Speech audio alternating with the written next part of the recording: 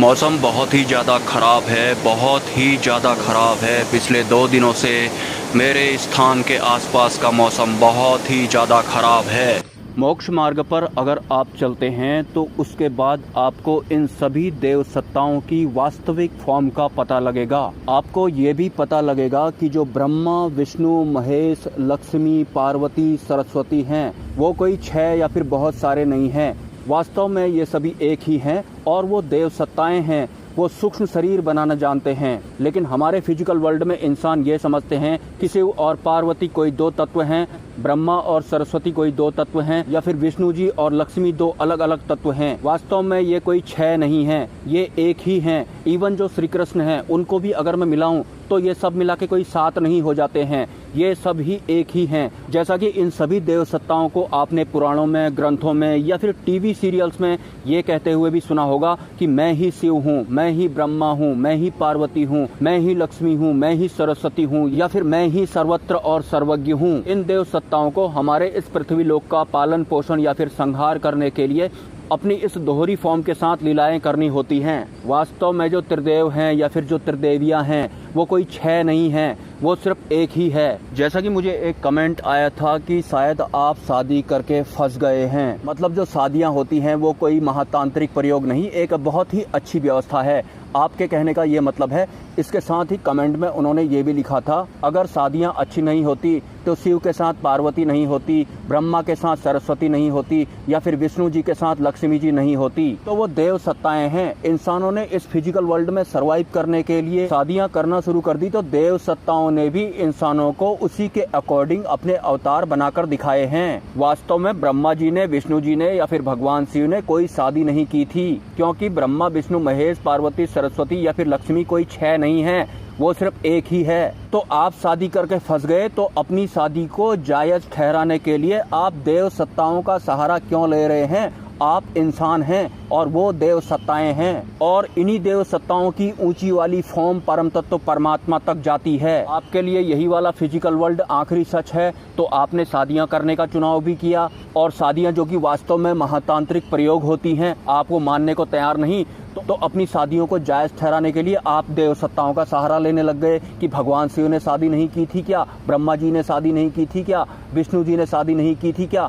किसी भी देव सत्ता ने कभी कोई शादियां की ही नहीं थी। और वास्तविकता आपको तब पता लगेगी जब आप मोक्ष के मार्ग पर चलेंगे। अगर मैं मानव निर्मित मीडिया की ही बात करूं तो इनमें से सभी देव सत्ताओं ने हर बार यही बोला है, मैं ही ब्रह्मा हूँ, मैं ही विष्णु हूँ, मैं ही पार्वती हूँ, मैं ही लक्ष्मी हूँ, मैं ही सरस्वती हूँ, या फिर मैं ही शिव हूँ। तो वो सब एक हैं, लेकिन हमारी फिजिकल आंखों से हमें अगर कोई 2 तत्व दिखाई पड़ रहे हैं तो हमारे लिए वो 2 ही हैं। लेकिन अगर हम अपनी इंटरनल आई यानी कि थर्ड आई से देखना शुरू करते हैं तो हमें पता लगता है कि ये जितनी भी देव सत्ताएं हैं, ये बहुत सारी नहीं हैं, ये सिर्फ एक ही है। और अलग अलग लोगों को गतिमान रखने के लिए ये अलग अलग लोकों में अलग अलग भूमिकाएं निभा रहे हैं, लेकिन वास्तव में ये सभी एक ही हैं। देव सत्ताओं से ऊपर उठने का एक मैं एग्जाम्पल देना चाहता हूँ, जिसे आप भी मानेंगे और मैं तो पहले से ही मानता हूँ। रामकृष्ण परमहंस के बारे में तो आपने जरूर सुना होगा, जो बचपन से लेकर जब तक उन्होंने शरीर का त्याग नहीं किया था,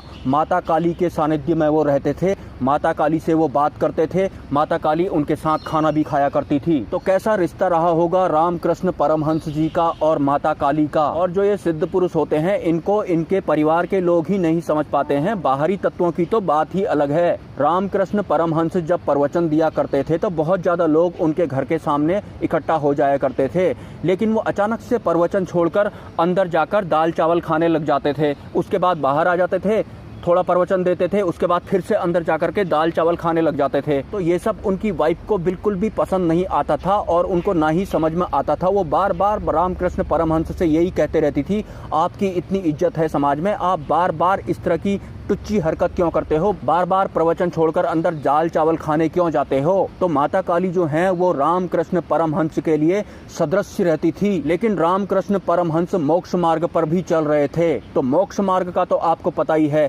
गुरु और शिष्य का भी त्याग करना होता है, सभी देव सत्ताओं का भी त्याग करना होता है, इस संसार का पूर्ण रूप से त्याग करना पड़ता है। अगर गुरु हैं तो उनका भी त्याग करना पड़ता है। इस संसार का जरा सा भी मोह अगर किसी इंसान, साधक या भक्त के अंदर होगा तो उसे मोक्ष मोक्ष प्राप्त नहीं होता है। तो जो माता काली रामकृष्ण परमहंस के साथ सदृश्य अवस्था में रहती थी, तो जब रामकृष्ण परमहंस मोक्ष द्वार पर पहुंच चुके थे तो माता काली का चेहरा बार बार उन्हें पीछे को खींचने लगा था। उसके बाद रामकृष्ण परमहंस के जो गुरु थे, जो कि सदगुरु थे, उन्होंने बोला अगर मोक्ष द्वार पर इस बार भी तुम्हें माता काली का चेहरा दिखाई पड़ेगा तो तुम उन पर प्रहार कर देना। तो रामकृष्ण परमहंस ने माता काली पर प्रहार किया था, उसके बाद ही वो उन्हें दिखाई देना बंद हुई थी। तो इसका मतलब ये थोड़ी ना हुआ कि रामकृष्ण परमहंस ने माता काली के ऊपर प्रहार कर दिया तो माता काली को चोट लग गई, फिर वो उनसे ये कहेंगी कि तुमने मेरे ऊपर प्रहार क्यों किया, मैं तो तुम्हारी माँ हूँ।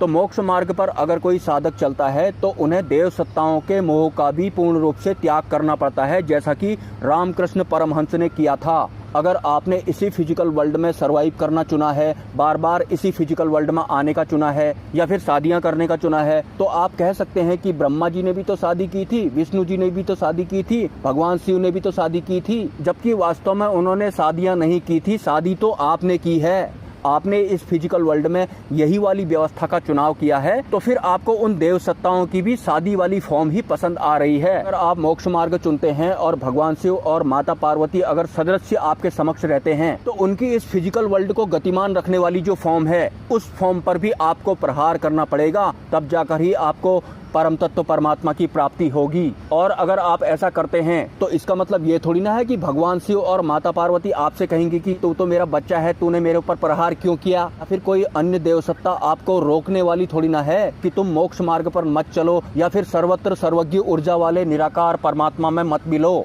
अगर आप निराकार परमात्मा में मिलना चाहते हैं, मोक्ष प्राप्त करना चाहते हैं, जन्म और मृत्यु के बंधन से हमेशा हमेशा के लिए आजाद होना चाहते हैं, तो अपनी इस यात्रा के दौरान जो देव सत्ताएं इस फिजिकल वर्ल्ड को गतिमान रखने के लिए अपनी एक पर्टिकुलर फॉर्म के साथ सर्वाइव कर रही हैं, तो आपको उनका भी मोह त्याग करना पड़ेगा। मतलब भगवान शिव की जो टॉप फॉर्म है निराकार परमात्मा वाली, उस महाशिव या फिर महाशून्य की बात मैं कर रहा हूँ। एनीवेज, मेरे स्थान पर मौसम बहुत ही ज़्यादा खराब था कल, और आज भी कुछ ठीक नहीं था। अब जाकर थोड़ा जो मौसम है वो नॉर्मल हुआ है, तब जाके मैं ये वीडियो बनाने लग रहा हूँ। अगर आपके कोई सवाल हैं तो आप मुझे कमेंट कर सकते हैं, और अगर आप इस चैनल को सपोर्ट करना चाहते हैं तो इसी वीडियो के कमेंट सेक्शन में आपको एक UPI ID मिल जाएगा। स्वेच्छा से आप सपोर्ट कर सकते हैं, कोई ज़बरदस्ती नहीं है। मिलते हैं नेक्स्ट वीडियो में। ब्रह्मा, विष्णु, महेश, जय मां पराशक्ति, टॉप फॉर्म।